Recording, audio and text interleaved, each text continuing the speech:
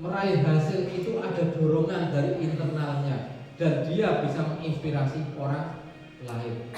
Sehingga nanti di akhir setelah kita masuk, setelah dari BSM kita akan membuat siapa orang-orang yang sudah kita berikan inspirasi positif, siapa orang yang malah kita marahi, siapa orang yang sudah kita berikan motivasi, siapa orang yang memotivasi kita nanti akan petakan bersama-sama. Yang berikutnya hasrat, successful desire. Jadi memiliki keinginan yang kuat berhasil. Kalau di sini dorongannya, ini keinginannya. Sudah semangat, punya yang mau dicapai. Begitu besok tanggal berapa? Bonus Februari ya Pak ya? Tanggal 20 karena pas ulang tahun setahu saya ya. Oke, begitu pas ulang tahun sekarang sudah direncanakan. Wah, untuk meraih hasil itu lebih banyak apa nih? Yang di sini sudah punya keinginan, gua harus jadi emas, nanti ditawarkan emasnya misalnya. Ini investasi, aku harus nabung ini. Kenapa? Besok bisa jadi rumah, bisa jadi tanah kapling, besok jadi apa lagi dan lain-lain. Ini punya yang namanya success to side. Yang ini proses ini di pekerjaan. Ketika kita datang ke tempat kerja yang tadi saya sampaikan, parkir di parkiran rumah sakit, kita sudah punya bayangan hari ini aku akan mencapai ini. Apa yang mau bayangkan? Perawat ketika pagi begitu datang melihat laporan dari shift yang sebelumnya, begitu sudah dibaca, tahu. Oh nanti dokter visit jam sekian, berarti jangan tak siapkan ini, jangan sampai ketinggalan. Dokter harus sudah bisa baca laporan saya dengan puas sehingga dokter bisa memutuskan sesuatu dengan sakit. Apa yang dilakukan dia? Dari pengecekan darahnya, oke, keliling, oke, dia bisa konsultasi, bisa ngobrol, bisa diskusi dengan keluarga, dengan pasien secara lengkap, bikin laporan secara lengkap. Targetnya ketika dokter datang baca laporan itu sudah mengekspresikan hampir aktualisasi dari kondisi pasien yang sebenarnya. Ini salah satu apa yang akan dilakukan misalnya seorang perawat. Datang sebagai seorang sendiri sebagai ahli sipil bangunan yang menjaga, merawat dan lain-lainnya.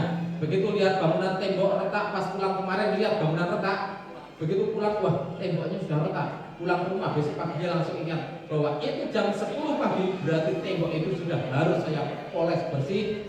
Begitu kering jam 3 sore sebelum pulang sudah sempat saya cat ulang sehingga rapi dan bersih. Artinya apa? Ini dua ini sudah muncul keinginan. Ini di dalam aktualisasi di pekerjaan. Masuk yang ketiga, integritas. Integritas itu bentuknya menjadi totalitas di dalam diri kita. Kalau saya seorang muslim diajari yang namanya qalbi, qauli dan lisani. Apa yang ada di hati, di pikiran dan apa yang dilakukan, apa yang dikatakan itu sama. Integritas di sini kata ditanya pagi nyanyikan Mars Cakrahu saja, isinya luar biasa sekali. Kalau kita sebagai salah satu komponen yang ada di sana, berarti kita akan menyesuaikan dengan Mars yang ada. Itu bentuk yang namanya integritas kita. Karena amanah yang diberikan kepada kita bukan amanah main-main. Amanah bukan dari direktur utama, amanah bukan dari siapa, tapi perantara. Tuhan memberikan amanah itu kepada kita sebagai bagian dari perusahaan, bagian dari rumah sakit.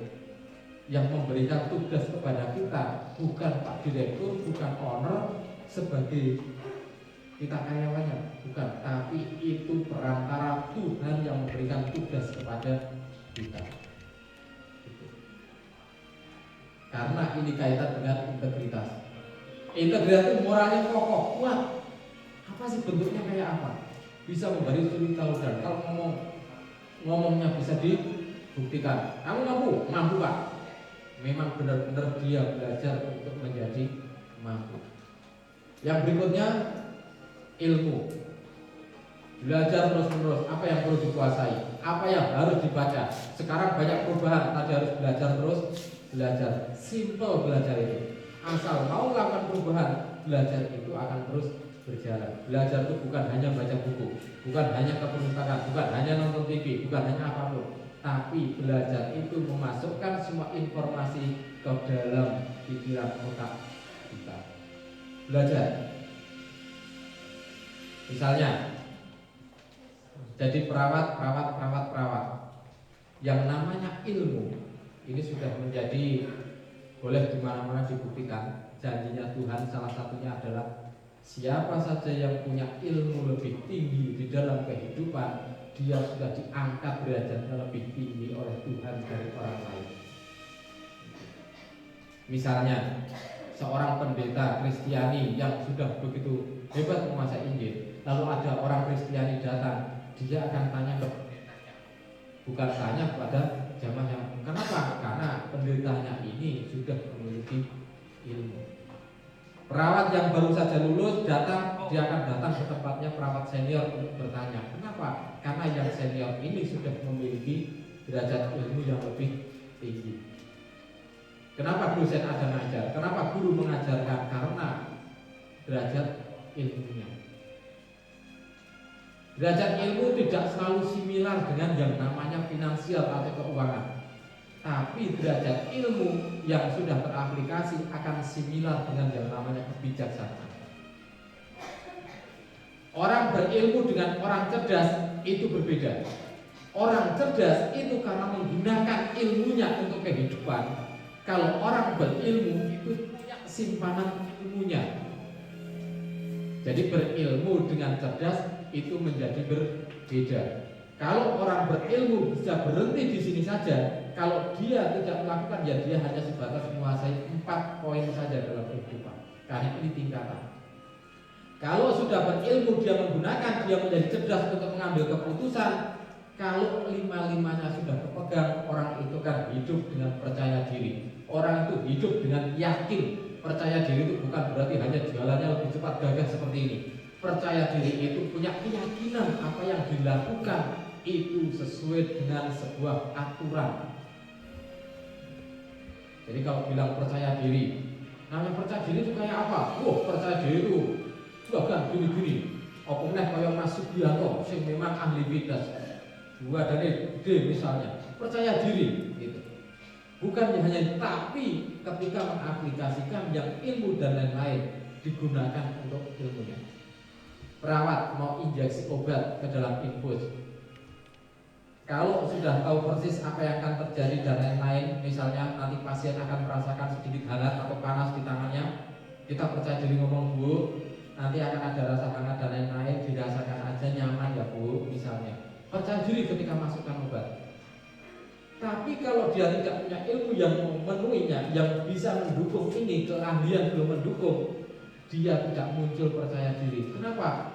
Begitu mau injeksi, dia begitu tak masukkan obatnya orangnya kejel. Bagaimana ini? Misalnya gitu. Kenapa? Karena nggak pede. Kalau pede, dia udah tahu apa yang akan terjadi, bahkan sudah punya bayangan. Ini namanya percaya diri. 6 level ini merupakan level dari ciri karakter insan yang unggul yang akan kita afirmasikan secara bersama-sama. Afirmasi itu berarti kita melakukan, mengucapkan, mengintegrasikan antara ucapan, fisik, ya, motion dan lisan sehingga menjadi emotion, sehingga masuk ke dalam memori kita. Jadi kita akan buktikan dengan gerakan. Bagaimana gerakannya? Kita akan lakukan secara bersama-sama. Kita akan lakukan sambil berdiri. Silakan teman-teman. Semangat pagi. Luar biasa. Habiskan energinya sebelum makan siang. Oke. Ada 6 karakter. 6 karakter ini kita wakili dengan jari-jari tangan kita. 6 karakter unggul ini diwakili dengan jari-jari kita. Yang pertama yang namanya spirit. Spirit itu munculnya dari dalam tubuh kita, keluar melalui tangan, dengan gerakan yang kuat. Spirit besar, kuat, karena dia munculnya dari dalam internal kita. Yang kedua, hasrat. Bagaimana hasrat itu besar? Keluar di ibu jari. Spiritnya nyambung seperti ini, hasrat itu nyambungkan ibu jari.